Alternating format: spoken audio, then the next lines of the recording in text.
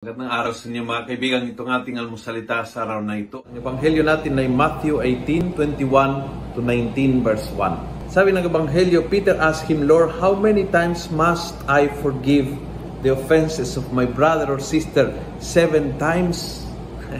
Gusto ni Peter lagyan ng hangganan ang kanyang kapatawaran. Gusto ni Peter lagyan ng hangganan ang mga pagkakataon na ibibigay kita. At ang sagot ni Jesus, no. Not 7, but 77 times, meaning to say, always. Isang malaking aral po sa atin na huwag lagyan hangganan ang mga pagkakataon na binigyan mo sa tao na magsisi o magbago. Huwag mong lagyan ng hangganan ang iyong kapatawaran. Ang kapatawaran mo ay dapat gumaya sa kapatawaran ng Diyos, hindi dapat nag-adjust sa ugali ng tao. Tandaan nyo ito. Ito ang sekreto ng kapatawaran. So, hindi tayo nag-a-adjust sa aking kapatawaran na ayon sa ugali mo. Kung nagbago ka, pinatawad kita. Pag hindi ka nagbago, hindi kita pinatawad.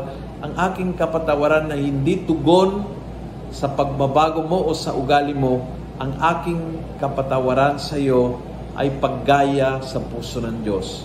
Dahil ganyan siya sa akin, at sinabi niya, magiging ganyan siya sa akin, provided na ganyan ako sa iyo. If I forgive you, when you are sorry and when you are trying to change, when I forgive you, He will forgive me when I am sorry for my mistakes and I'm trying to change. At sasabihin ko sa iyo, napakarami